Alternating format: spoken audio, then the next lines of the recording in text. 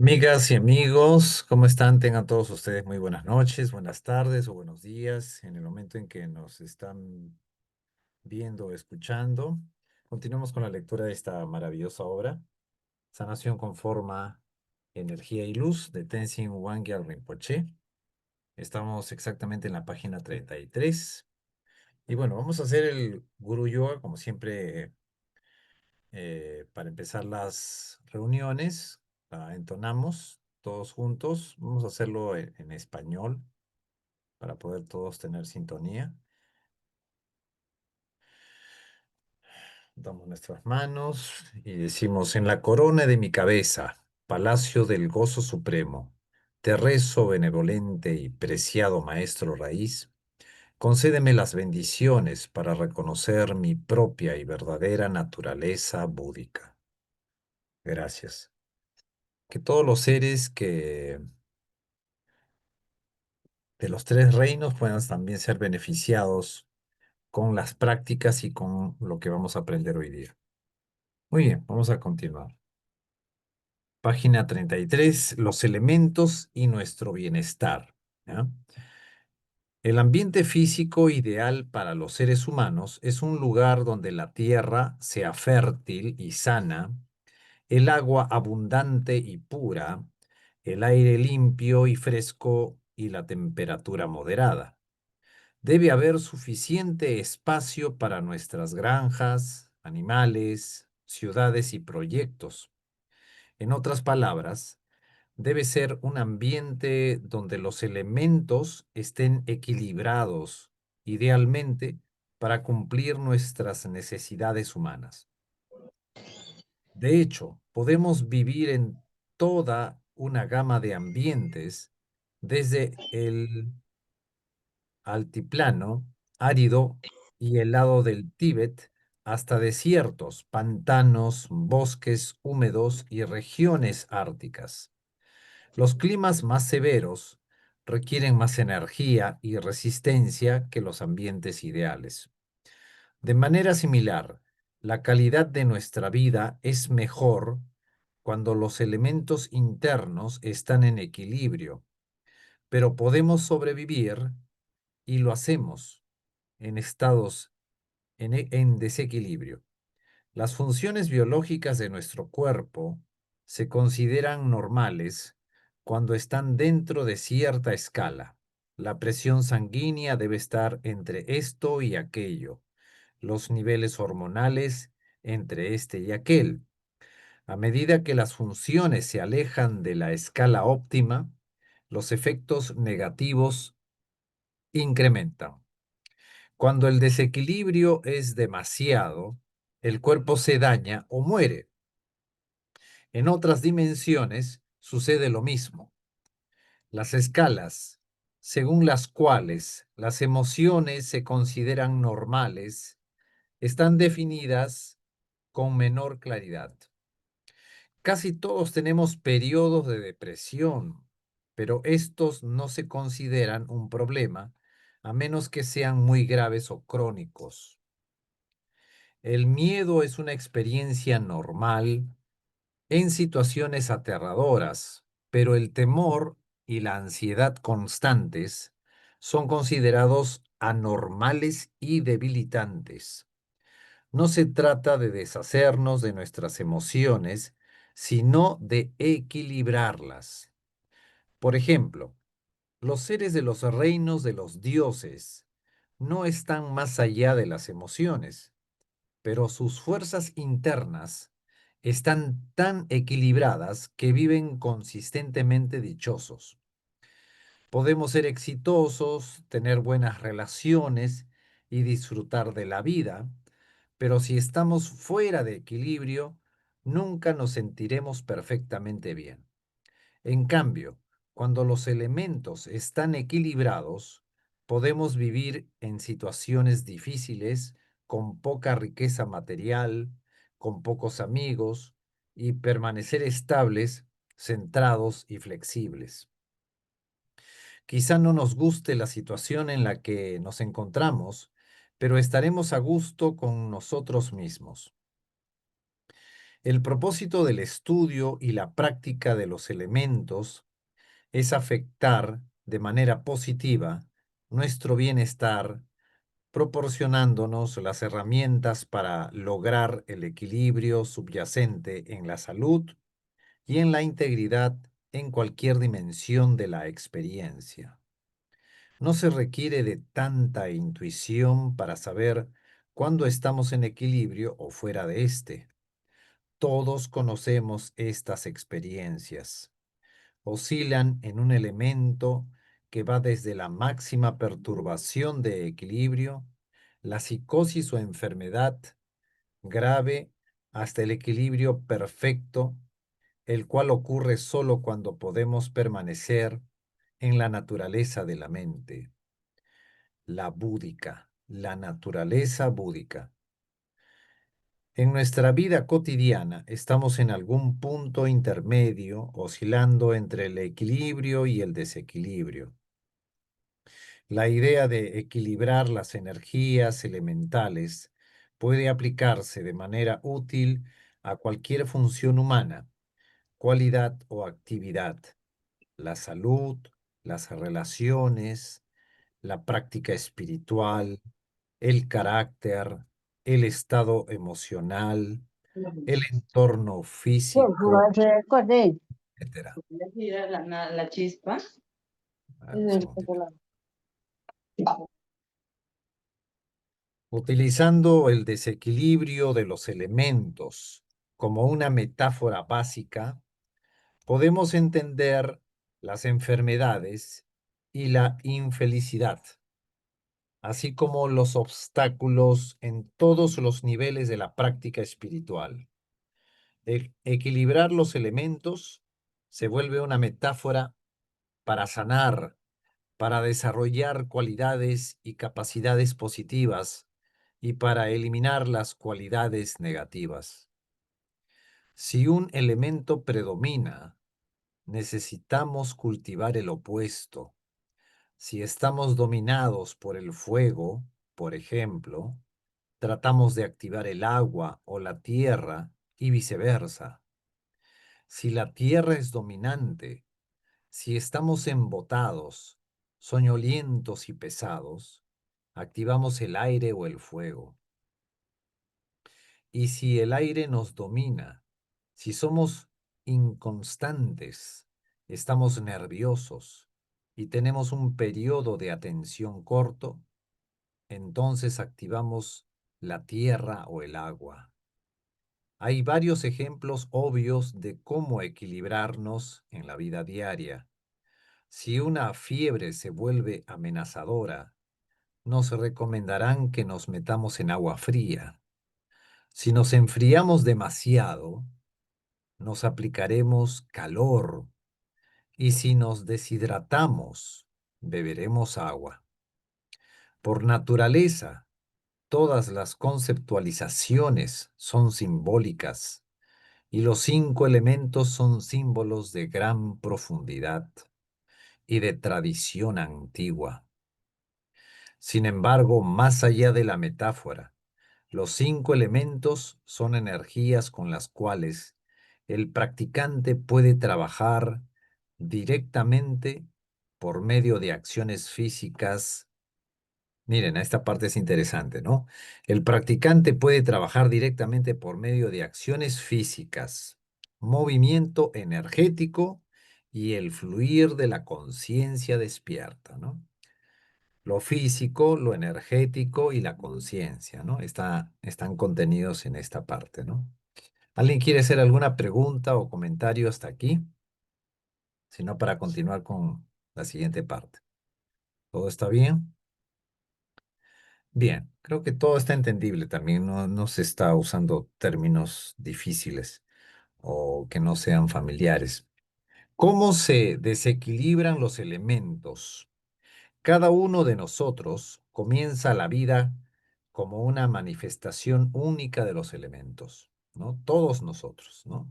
Llegamos con determinantes kármicos específicos, los cuales distinguen a un individuo de los demás. Si al nacer estuviéramos perfectamente equilibrados, Naceríamos como Budas plenamente realizados. Sin embargo, nacemos como seres comunes y corrientes, lo que significa que los elementos están hasta cierto punto fuera de equilibrio.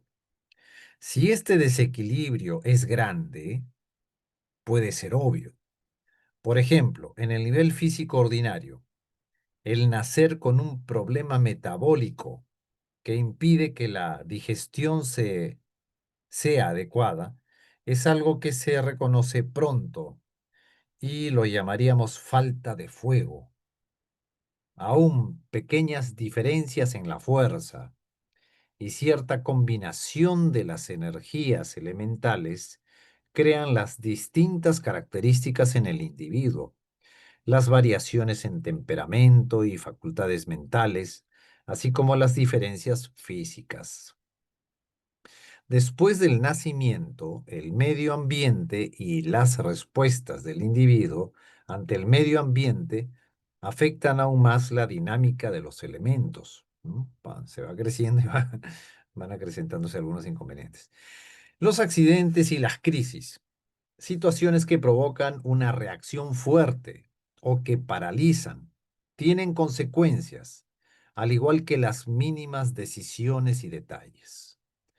Cada acción que emprendemos en cualquier nivel es una expresión de las cualidades de los elementos en alguna combinación o interacción, así como un esfuerzo de las condiciones que la generaron. Para dar un ejemplo sencillo, la ira suele ser una respuesta del fuego, ¿ya? Si habitualmente reaccionamos con ira, cultivamos el fuego dentro de nosotros, aunque en este caso es un atributo negativo del fuego.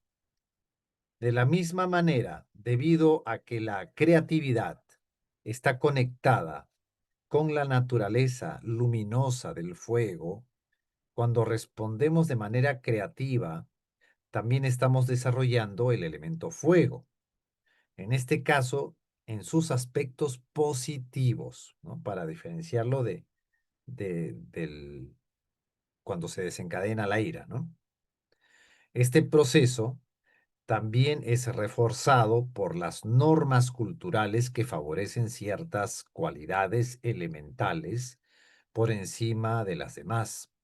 Para continuar con el ejemplo del fuego, si crecemos en una sociedad que favorece las reacciones agresivas de fuego, nos inclinaremos a desarrollar dichas cualidades en detrimento de las respuestas más amables, más acuas ante el mundo.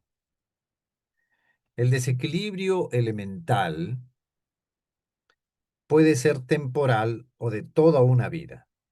Por ejemplo, una persona puede llevarse bien con los demás y ser confiada en general, pero demasiado ansiosa en una situación específica como hablar en público o hacer un examen. En ocasiones, un individuo crónicamente tímido puede volverse sociable y tener confianza en sí mismo después de beber alcohol. Una persona feliz puede deprimirse después de la pérdida de una relación. Una persona de fe puede volverse insegura y nihilista cuando enfrenta la muerte de un ser querido. Todos estos son cambios temporales en el equilibrio elemental debido a sucesos externos. Un segundito.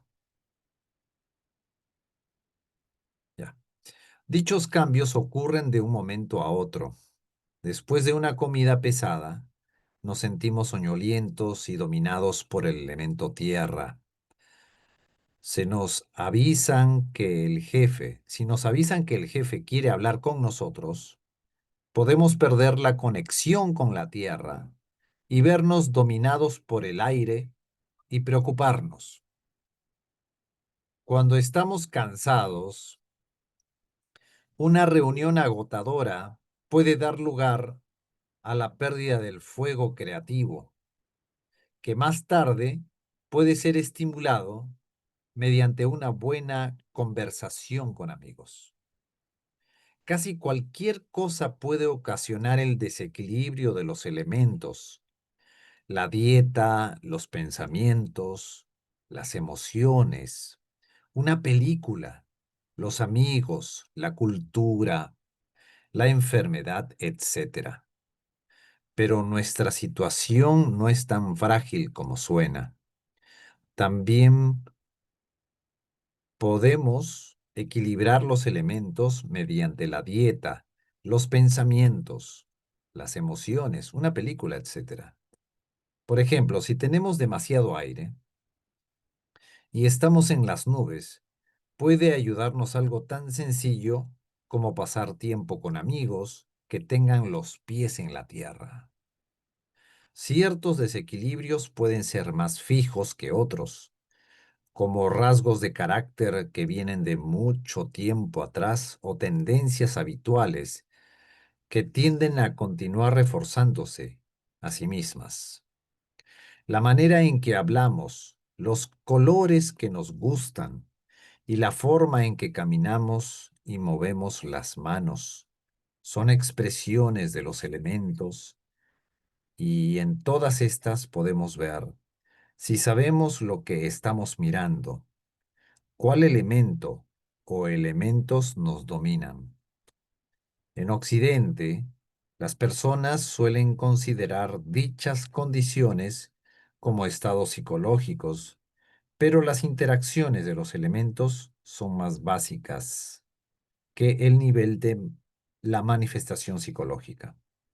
Algunas personas pueden ser relativamente equilibradas de manera natural, pueden tener suficiente espacio, bienestar y comodidad, contacto con la tierra, creatividad y flexibilidad.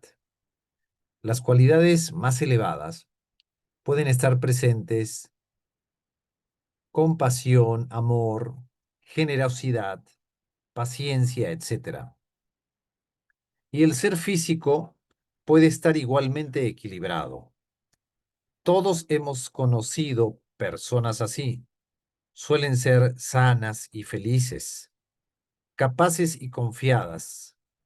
Trabajan con las situaciones de la vida y hacen que éstas les sirvan de apoyo. Su empleo y sus relaciones son buenos. Pero luego sobreviene una de las tragedias inevitables de la vida. Se enferman o se les muere un ser querido. Pueden sufrir un engaño en los negocios o tener un accidente automovilístico. Quizá haya una recuperación natural o tal vez el equilibrio se pierda. Escuchamos estas historias todo el tiempo. El hombre que no se recupera de la pérdida de su esposa, la mujer que no puede hacer frente a su cáncer. Todo se viene abajo. El significado de la vida se vuelve cuestionable y difícil de entender. La fe vacila o se pierde. Se pierde el equilibrio de los elementos. Quizás la estabilidad se esfuma, o la alegría o la creatividad. Dichas personas llegan a ser dominadas por un elemento. Todo el tiempo están enojadas, o deprimidas, o distraídas, o dispersas, o tristes.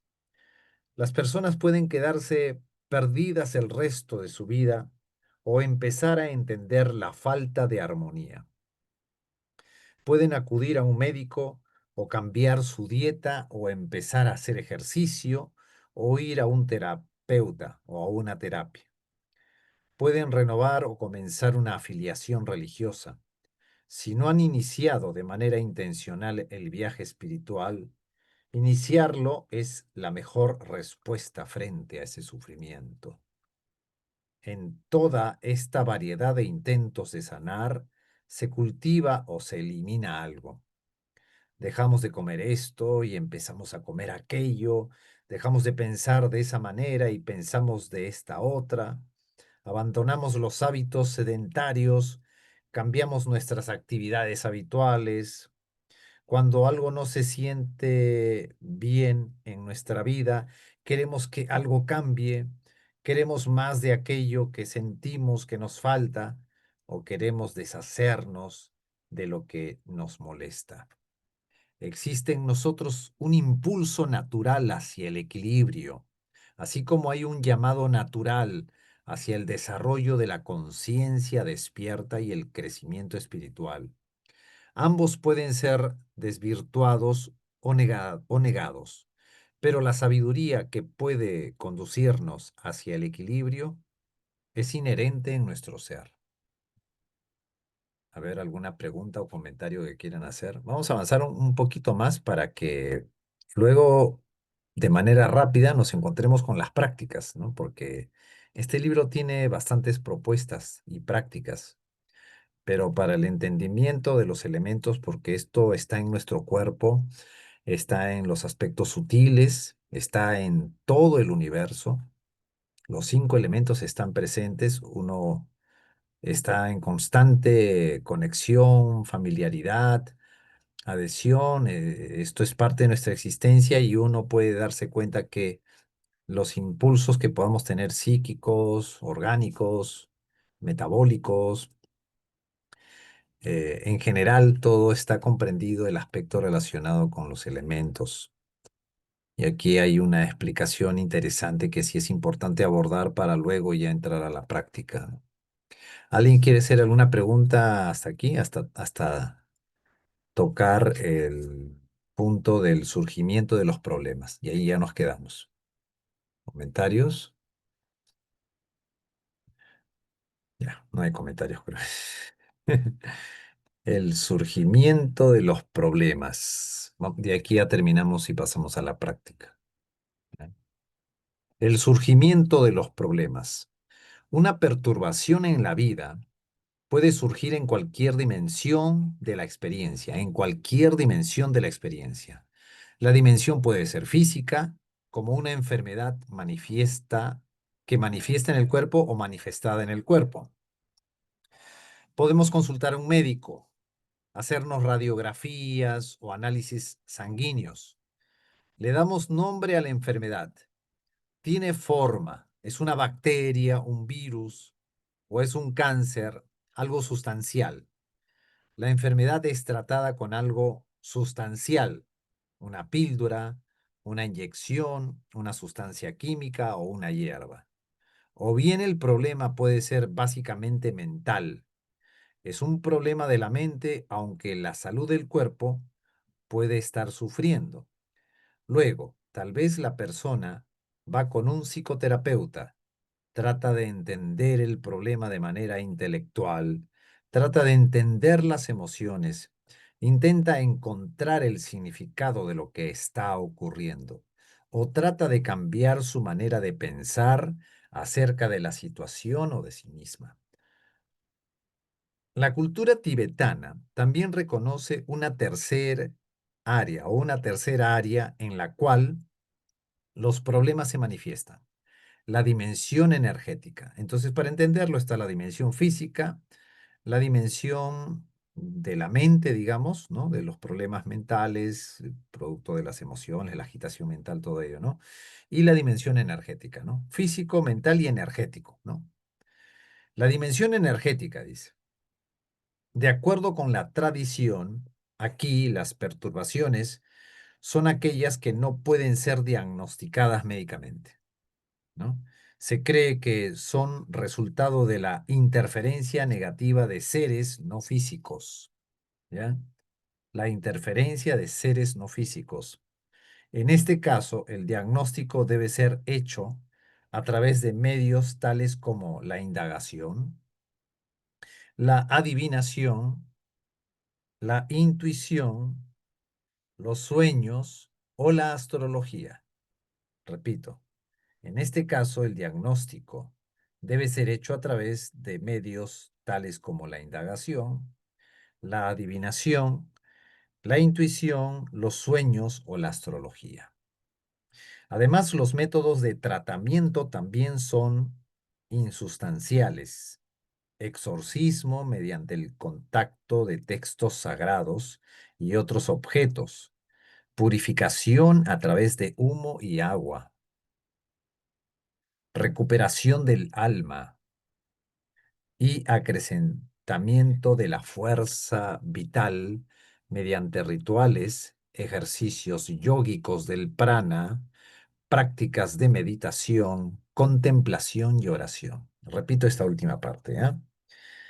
Además de métodos de tratamiento, también son insustanciales, exorcismo mediante el contacto con textos sagrados y otros objetos, purificación a través del humo y el agua, recuperación del alma y acrecentamiento de la fuerza vital mediante rituales, ejercicios yógicos del prana, prácticas de meditación, contemplación y oración. Cuando tenemos un problema es importante encontrar las herramientas y los métodos adecuados para resolverlo. Es aún mejor encontrar la solución a todos los problemas, la cual consiste en reconocer la mente natural y descansar en ella. Repito, es aún mejor encontrar la solución a todos los problemas, la cual consiste en reconocer la mente natural y descansar en ella. ¿Ya?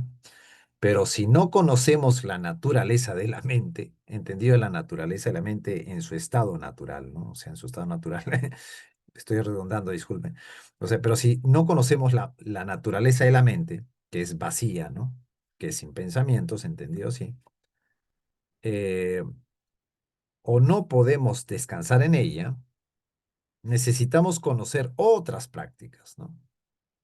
Si aplicamos a una situación una práctica equivocada, esta no será efectiva. Si tenemos problemas energéticos, el análisis intelectual quizá no sirva de mucho. Por otro lado, si tenemos una perspectiva intelectual equivocada o una actitud errónea, el quemar incienso y agitar plumas probablemente no surta mucho efecto. En la discusión anterior acerca de las 5 luces puras, se describió el proceso mediante el cual lo insustancial es experimentado como sustancial por efecto de la errónea visión dual. Cuando entendemos este proceso, también entendemos cómo surgen los problemas, los obstáculos y las perturbaciones. Comienzan en los niveles sutiles y avanzan hacia manifestaciones más sustanciales. O sea, comienzan en los niveles sutiles y avanzan hacia manifestaciones más sustanciales, ¿no? Por ejemplo, una enfermedad puede surgir en sueños antes de que se la sienta físicamente. Luego puede manifestarse como un camino energético, fatiga o desasosiego. Por ejemplo, se revelará como síntomas evidentes en el cuerpo físico. Si se reconoce el problema en el nivel más sutil, si se le reconoce en el nivel más sutil, digamos en un sueño, puede resolverse con medios más sutiles, un ritual, prácticas realizadas en un sueño lúcido, oraciones o dirigiendo las energías en el cuerpo. Pero si no se toma conciencia de la enfermedad hasta que se manifiesta físicamente, entonces podrá requerirse de la medicina física o de la cirugía, o acaso está o esté más allá de cualquier control y sobrevenga la muerte. De manera similar, una perturbación entre amigos, si es evidenciada en un sueño nocturno o en un ensueño o percibida como una sensación corporal, cuando los amigos están juntos. A menudo puede ser curada con tan solo un cambio de actitud. Sin embargo, a medida que avanza hacia una manifestación cada vez más sustancial, se requiere de mayor trabajo, de hablar más, de más proceso y más esfuerzo para corregir la situación. El dividir conceptualmente la experiencia en niveles o dimensiones nos permite trabajar más hábilmente con situaciones específicas en nuestra vida. Pero, desde luego, En realidad, la experiencia es indivisa y se presenta toda de una sola vez. Debido a que la división de la experiencia en dimensiones distintas es sólo conceptual, las causas, los resultados y los antídotos tienen efectos en todos los niveles. Aún en las enfermedades muy avanzadas, físicamente un tratamiento sutil como los rituales puede ser benéfico. Por ejemplo, la ciencia ha documentado varios casos en los que la remisión espontánea, ¿no? Esto que consideramos milagros, ¿no? La remisión espontánea, la curación espontánea, ¿no? Repito esta parte. La ciencia ha documentado varios casos en los que la remisión espontánea de los procesos avanzados de una enfermedad es resultado de una fe profunda, a pesar de que esto es desconcertante para la perspectiva materialista del mundo. De manera similar, las formas más densas de tratamiento pueden afectar niveles sutiles, como cuando las semillas de una enfermedad son afectadas positivamente o invalidadas por yogas físicos o medicinas. En cierto sentido, los problemas no solo empiezan en el nivel sutil y avanzan hacia el más burdo, aparentemente también pueden empezar en los niveles más sustanciales y afectar los sutiles. Es frecuente que un trauma físico dé lugar a problemas emocionales.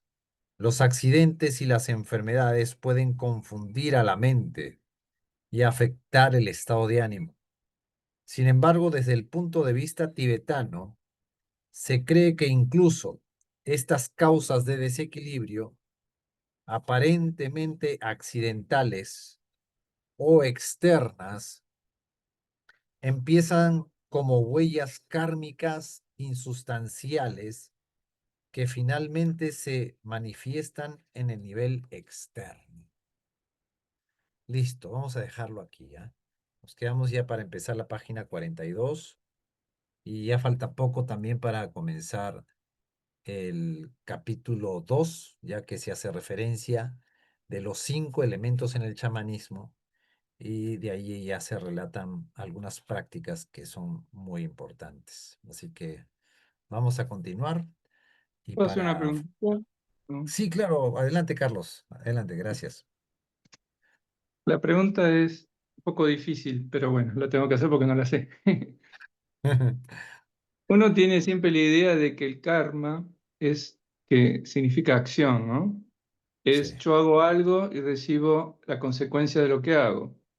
Por ujú, ejemplo, si yo robo, en algún momento me van a robar. Como que hay alguna relación directa. O sí, si, no sé, si yo cometo un crimen, eh, pero resulta que parecería como que esa consecuencia tan casi física, ¿no? De hacer algo y tener una reacción, acción-reacción, parecería que cuando uno maneja ciertas energías, dice la tradición, según entiendo, el karma como que el viento del karma se soluciona, digamos, o se sí, compensa. sí, Entonces, eso significa que si yo cometo, no sé, un delito de violación o de asesinato, que es algo físico que yo hice y que debería ser retribuido, yo puedo evitarlo a través de solucionar los vientos kármicos, no sé cómo explicarlo. ¿Me explico la pregunta? sí. Te digo, te respondo desde mí y de lo que creo, ¿no? Tú, como eres una persona que investiga, habrás sabido sobre la historia de Milarepa, ¿no? Sí, Claro, Milarepa, bueno, pues cuando comete este acto de a través de brujería, asesinatos. pues mata a su familia y bueno, es como que su conciencia muy concentrada en lo denso, en lo físico, va a tener que sufrir lo que es el karma, ¿no? La consecuencia de sus acciones. Y yo lo entiendo como que él tiene que sutilizarse, ¿no? Se dice y se cuenta que él hacía las prácticas de Tumo, es algo que yo escuché, ¿no? Y estas prácticas de Tumo lo ayudaron a liberar de estos aspectos psíquicos que lo mantenían pues engarzado en toda esta mecánica, ¿no? Que obviamente él sabía que se iba a desencadenar, pero él ya cuando se sutiliza a tal punto que se ilumina, ¿no? O sea, logra trascender, entonces él ya se libera de todos los procesos kármicos, ¿no? Yo entiendo que toda esta vorágine de De las movimientos consecuencias de las se, acciones. se dan pues en este mundo básico esencialmente denso, ¿no? O quizás también medianamente denso o algo sutil, pero digamos que cuando ya se trasciende incluso hasta estos aspectos, hasta medianamente sutiles que son ya de la trascendencia, ya uno se libera del karma, ¿no? Como Yo que no lo, hay nadie, no hay una identidad que pueda recibir la acción que uno hizo. no, porque incluso todo el cuerpo se convierte en luz, ¿no? Claro. Bueno, eso depende ya del tipo de práctica que realiza el yogi, ¿no? Mm, Porque incluso mm. acá en el BOM se sabe que incluso hasta hace poco, bueno, no sé, tengo entendido que hasta hace poco incluso lo relató Tenzin Wangyal en una conversación que tuvo con un sacerdote italiano que había registrado algunas experiencias de este tipo, ¿no? De la iluminación de arco iris, ¿no? Que todo el cuerpo se disuelve y se transforma en luz y lo único que queda es un poco de uñas y un poco de cabello, ¿no? O sea, pareciese que hasta el cuerpo se sutiliza, ¿no? O sea, es como que las dimensiones burdas de Sí, los vuelven cinco elementos los 5 elementos vuelven hacia atrás hasta el origen, que hasta el es la origen. luz y Claro, las luces y después una sola luz o la clara sí, luz. la clara luz que es lo que uno tendría que ir identificando, ¿no? Porque si uno Mm, identifica la clara luz también en el bardo, pudiese tener también la posibilidad de la iluminación, ¿no? claro. Claro. Bueno, No sé si esta bueno, gracias. conversación me habrá servido. Sí, gracias. Gracias, Carlos, gracias. Muy bien, vamos entonces a comenzar. Solamente una indicación cuando se ponen las dos manos. Aquí en el bón es como que se pone la mano izquierda sobre la derecha y siempre se pone el dedo pulgar sobre la base del dedo anular, ¿ya? Y vamos a enriquecernos con esta práctica, ¿ya? Vamos a todos practicar la meditación, es muy interesante, es muy importante porque eso nos fortalece muchísimo.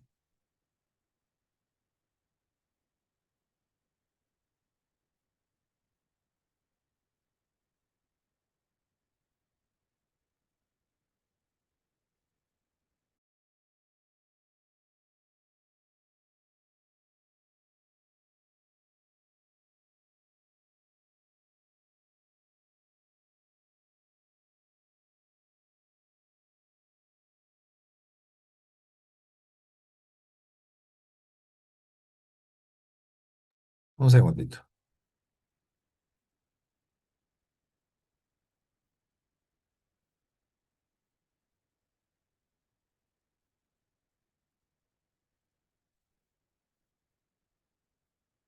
Práctica guiada de las tres puertas al refugio interior.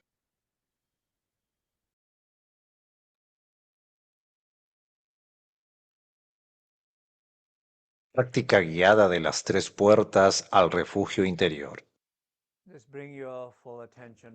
Simplemente lleva tu atención plena a tu cuerpo y simplemente relájalo. Y siéntate cómodamente en la postura de los 5 puntos.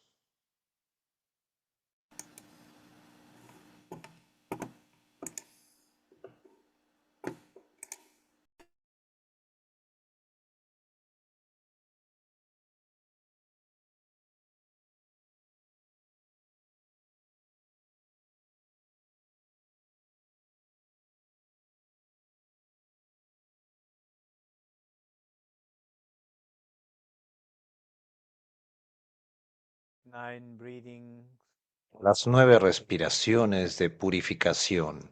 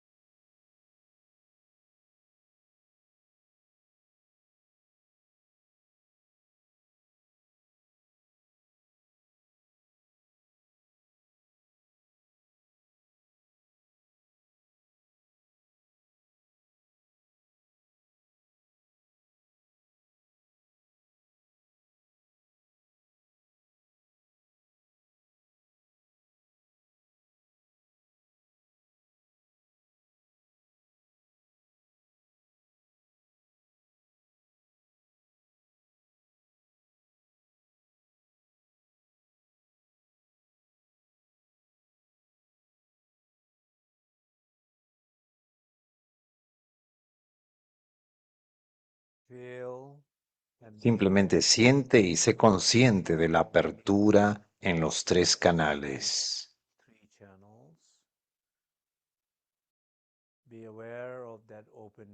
Sé consciente de esa apertura y descansa en esa apertura por unos instantes.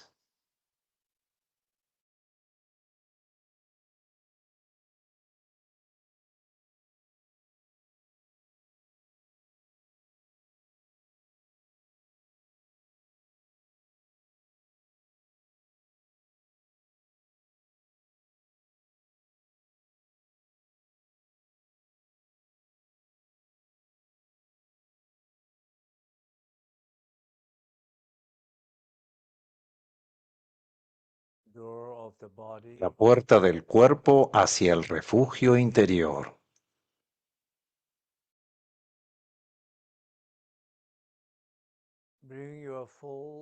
Lleva tu atención plena y clara hacia tu cuerpo.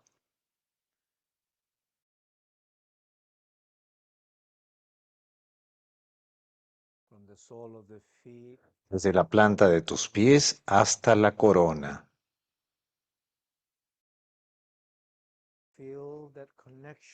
Siente la conexión de tu cuerpo hacia tu mente.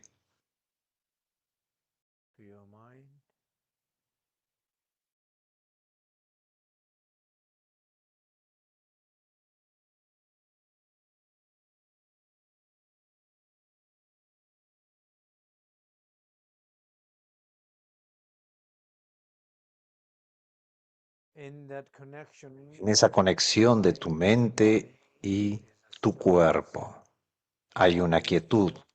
Tu cuerpo está quieto y tu mente está consciente de esa quietud. La mente está experimentando la quietud profunda, sintiendo profundamente apoyada por el cuerpo. Descansa en esa conciencia de la quietud de tu cuerpo.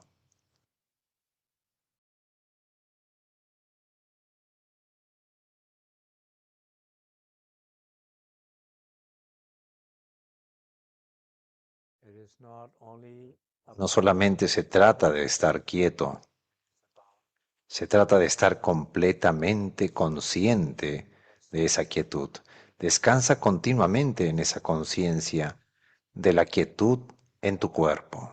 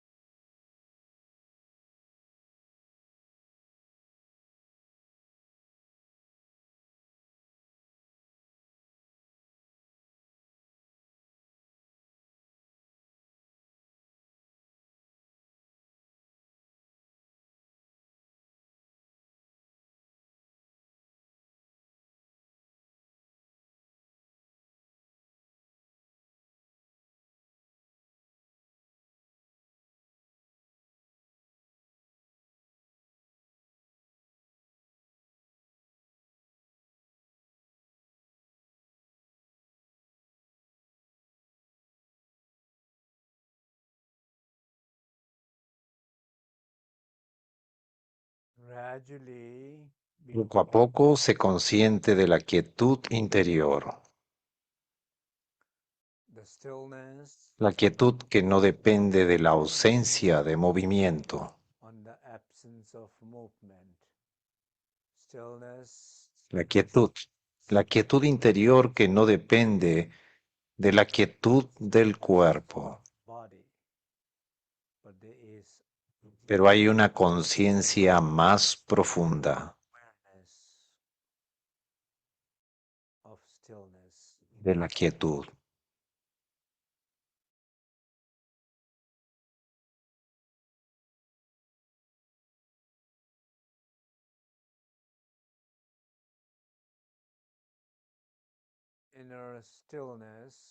La quietud interior es inagotable.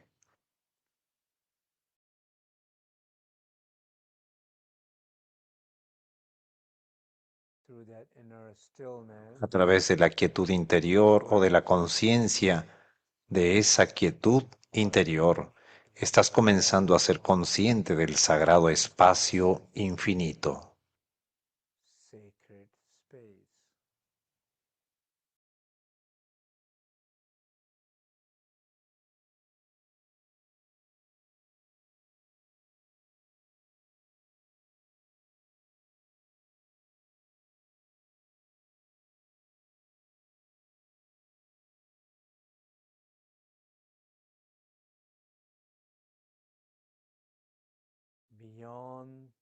Más allá del cuerpo, más allá de los movimientos. Cada movimiento, cada materia está solamente presente en ese espacio. Sé consciente de ese sagrado espacio ilimitado. Ese es el primer refugio, el Dharmakaya, Bon-Yugyu. Algunas veces se lo conoce como la madre, el Kunshi, la base de todo.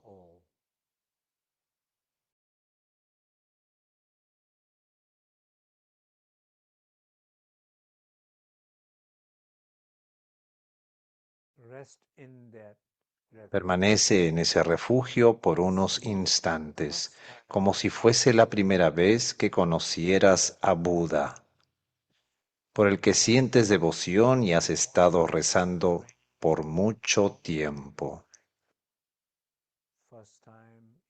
como si fuese la primera vez que te encontraras al Buda, la alegría, la devoción. Descansa en esas experiencias, en ese espacio sagrado.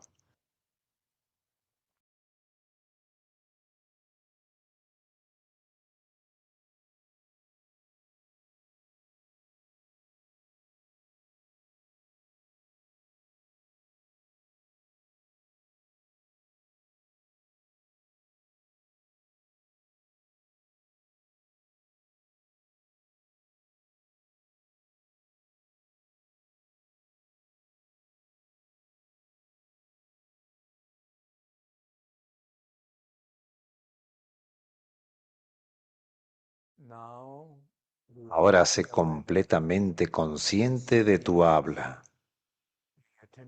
Lleva tu atención hacia tu garganta. Sé consciente de tu habla y poco a poco hazte consciente del silencio. Sé consciente del silencio en la habitación, sé consciente del silencio alrededor tuyo. Sé consciente del silencio dentro de ti. Siente el silencio y conecta con el silencio a través de ese sentimiento. Permítete descansar profundamente en ese silencio sin ningún esfuerzo.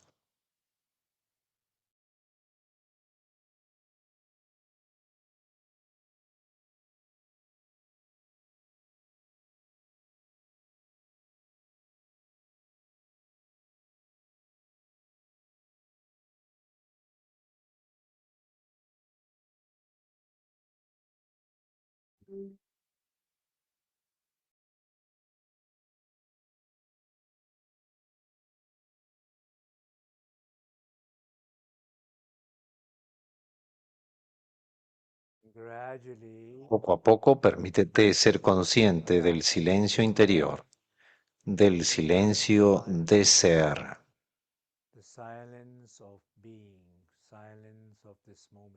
Del silencio de este momento.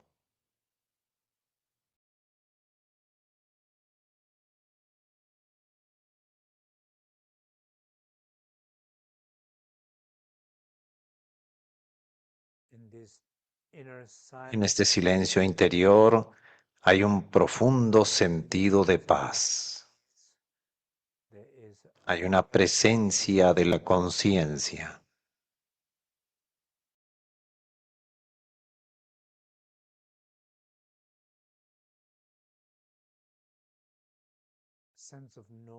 un sentido de saber completamente, de ser completamente,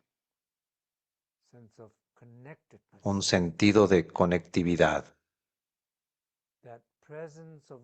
Esa presencia de conciencia es la luz interior.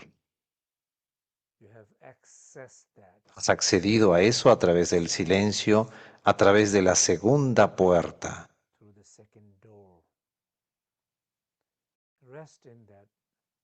Permanece en ese refugio interior. La conexión entre esa conciencia y la luz.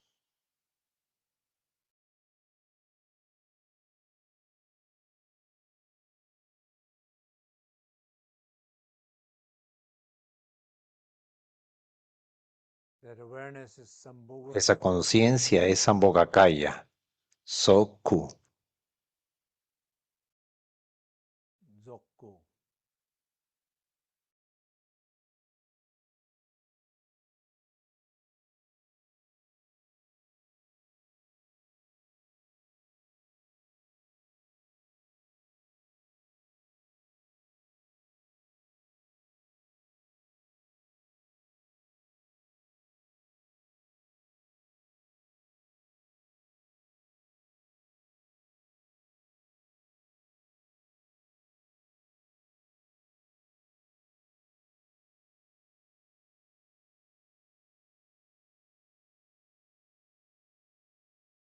Por último, sé consciente de la espaciosidad de tu mente. Mente siempre es clara y luminosa como el cielo claro y cristalino en el desierto.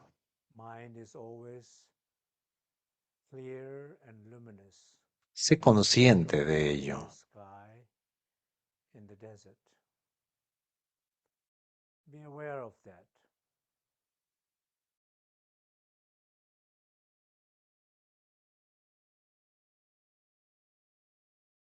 Conéctate con esa espaciosidad. Sé consciente de esa espaciosidad. Siente esa espaciosidad. Permanece en esa espaciosidad y poco a poco permite un sentido de calidez. Cualidades, alegría, amor, compasión, ecuanimidad.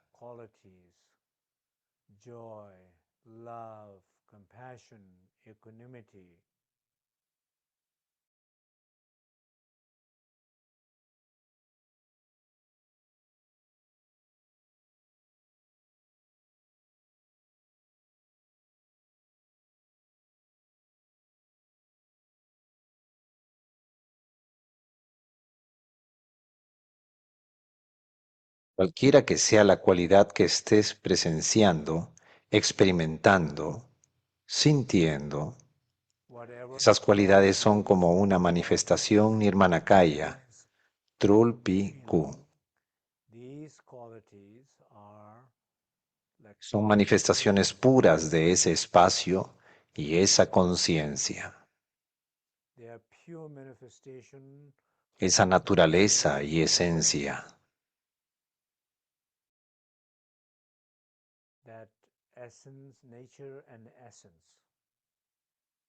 Así, por tan solo unos momentos, permanece en ese espacio sagrado, esa conciencia.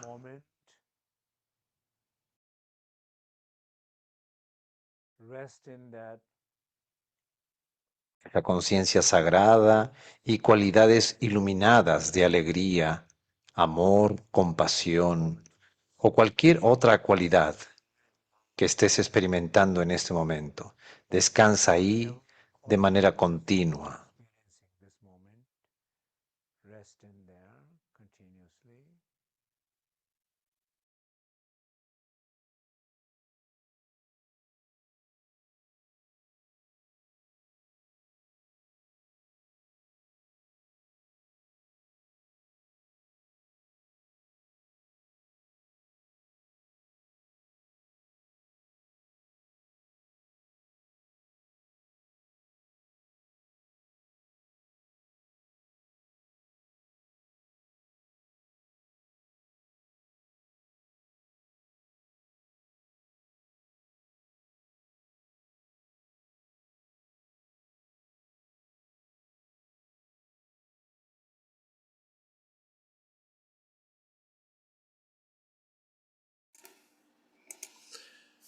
Muy bien, vamos saliendo poco a poco.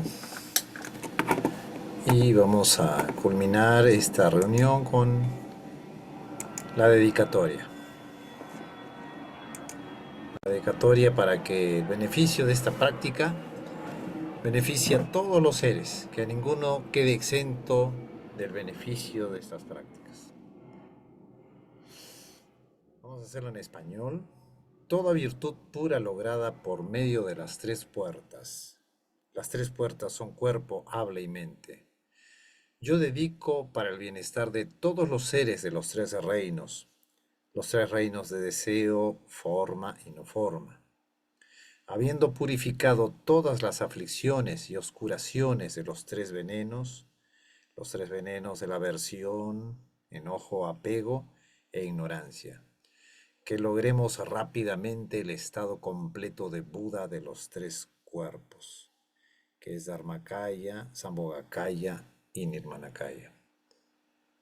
Muchas gracias. Vamos a agradecer a todos los que han estado aquí presentes. Gracias Andrea, gracias Silvia, gracias Araceli, gracias Carlos, gracias Angélica, gracias Magdalena, gracias Natalia, gracias René, gracias Rosa, gracias Silvia, gracias Tania.